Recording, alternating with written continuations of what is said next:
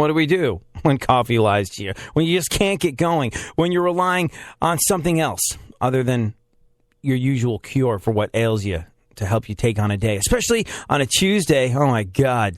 Tuesday's just that day. It's Monday's ugly sister. I always say Tuesday's worse than Monday because you don't have that. It's not like you gird up your loins and go into battle on a Tuesday the way you do on a Monday. And it's not that moment of triumph that you get on a Wednesday. And it's not that, oh my God, the race to the finish line that is the weekend is on that you get on a Thursday. And it's not that F it, it's Friday feeling you get when you know your boss is checked out early and there's no workplace productivity expectations being placed on you. You can basically drink that company coffee and surf porn on company servers until 5 o'clock on a Friday rolls around. Now, Tuesday's just that day of the week where it all seems interminable, like there's no end in sight. Like, how am I possibly ever going to get through this? The week will never end. So what do you do in those situations on a day where the coffee fails you? Or it's a Tuesday, or even worse, like it is in my particular first world problems. Even worse, like it is in my particular situation, a Tuesday where the coffee fails you. Well, in those particular situations, you got to dig deep. You got to look into yourself. You got to figure out who you are and how that is vital to this world continuing to turn. And maybe that sense of meaning and that sense of purpose will propel you where coffee has failed. I'm giving that a go today. If you're struggling today, why don't you do the same thing? Think about what it is you do. Maybe you stay at home. Maybe you're an integral part of a family. Maybe you have a role in some place of business. Maybe you run some place of business. Maybe people depend on you. Maybe people look to you for instruction. Whatever the case may be, if you are a productive member of our society, chances are, in some way, shape, or form, you are making the world go around in your own little way, in your own little corner of the universe. You are fulfilling a vital role. You are an integral piece of society's puzzle. And you do these things that, especially on a Tuesday where the coffee doesn't work, can make you feel like, oh God, what's the point of anything? Done this all before. It's miserable. It's just an interminable work week and it's all gonna, oh God. And it's easy to get that way on a Tuesday. But when the coffee fails me, I find the best way to potentially overcome that particular feeling, that sense of despair that sinks in when caffeine is not your friend, is to think about who you are, what you do, who you're special to, why you're special to them. What role you fulfill in making the world go around. Look to that, and it may just make up for the fact that the coffee didn't work today.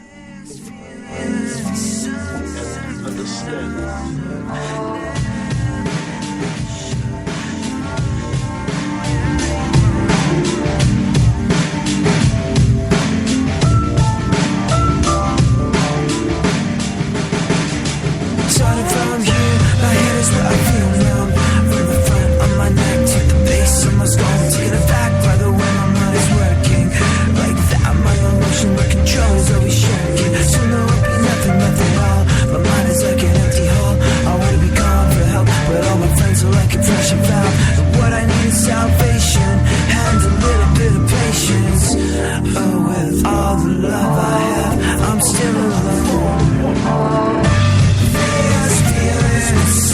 Something I would never wish upon anyone. There's feeling something I would never wish upon anyone.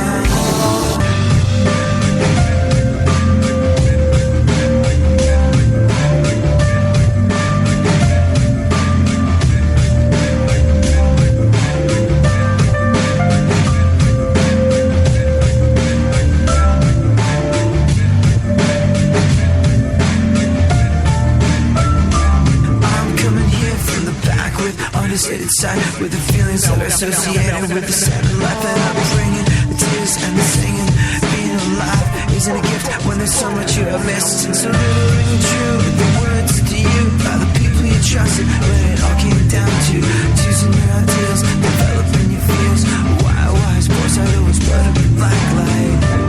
Oh, with all the love I have, I'm still alone. There's feeling something I would never wish upon anyone. There's feeling something I would never wish upon anyone. Sha-la-la-la-la, sha-la-la-la-la, sha-la-la-la-la.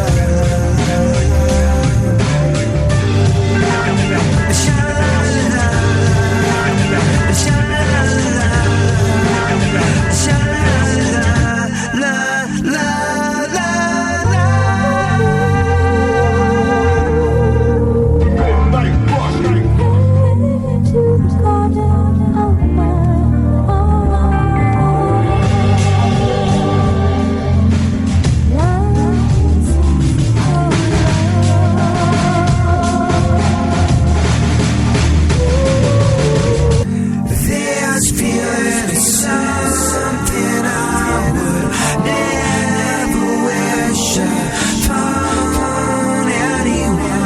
anyone. There's feeling something I never wish on anyone.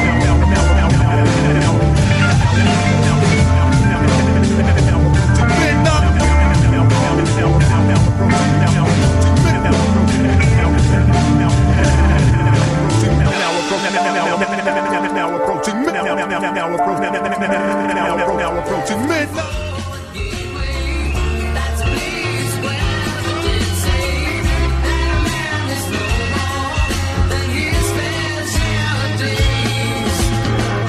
I never wish on anybody else. While that recording failed to catch on, his 1970 self-titled effort featured John's first hit, Your Song. More hits soon followed, including such number one smashes as Crocodile Rock, Benny and the Jets, and Island Girl.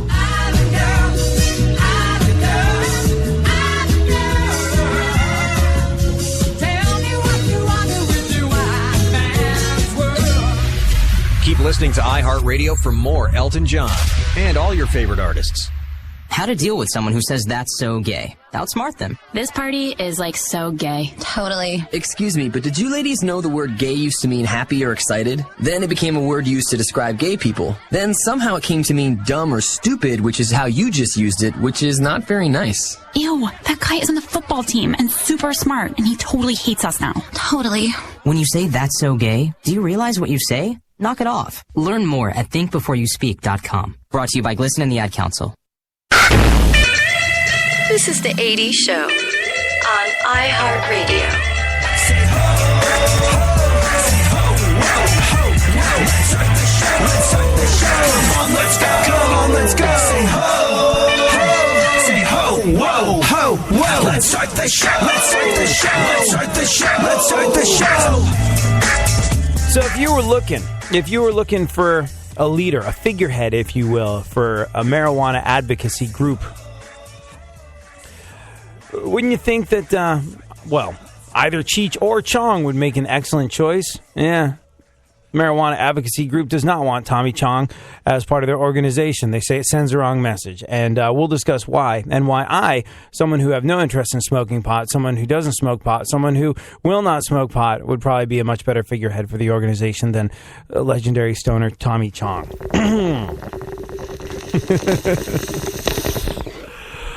Right now, though, If you are surrounded, as many of us are on a regular basis, by idiots, by incompetent morons that probably don't deserve to breathe and make your life more difficult as opposed to easier in their capacity as your coworker, or I don't know, maybe it's a personal thing, maybe it's a family thing, maybe it's a thing with your neighbor, maybe you just don't see eye to eye with someone, maybe you have people that you don't get along with. Maybe you have a nemesis. You ever have a nemesis? Someone who's just like the polar opposite of you and is out to screw you at every turn, and therefore they become your arch enemy. It's weird.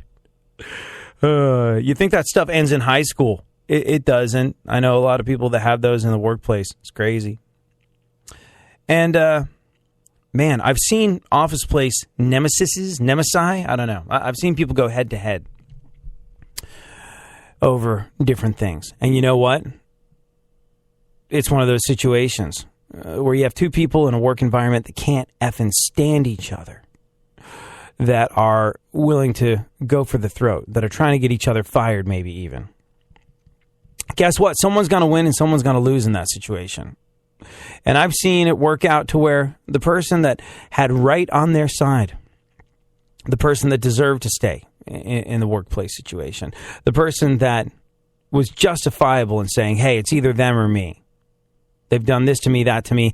They've harassed me. This is not cool. This doesn't go by the code of conduct in our HR book. I've seen that person get fired. So if you have a workplace enemy, a workplace nemesis, or maybe, like I said, this is your neighbor or a family member, or whatever the hell situation you find yourself in where you have someone that you're diametrically opposed to in every way that is unquestionably your enemy. Bear in mind, you could go into battle, but, hey, what the hell? It's just life. We're not in a war. You're not soldiers. Well, maybe you are. But generally speaking, if you're a 9-to-5er or any permutation of the schedule that makes up the vast majority of the people in the workplace, if you're in that situation, the fight just sucks so much of your energy out of your life. Fighting someone, opposing someone, just on principle alone, because you don't like them. Being opposed to everything that happens to them that is good, trying to advocate horrendous things to happen to them. Oh my God, it'll consume your life, destroy your life. You might take them down, but there's a good chance you're going to go down in flames with them, or at least part of you is. You're going to suffer, you're going to lose part of yourself, you're going to maybe lose your happiness at home, maybe lose some of your happiness at work, maybe damage your relationships with real friends. The collateral damage when you have a workplace nemesis or a neighborhood nemesis or whatever the hell it is. And it's a big one. It takes a big toll on your life. It takes a big toll on your mind and your soul. So if you are up against the wall with someone, I would argue that probably you should really re-examine the whole situation and see if you can't maybe find some common ground. See if maybe you can't build a bridge in some sort of way. Doesn't matter that they don't deserve your kindness. They might be an awful crap bag of a person. But you know what? It'll make your life easier.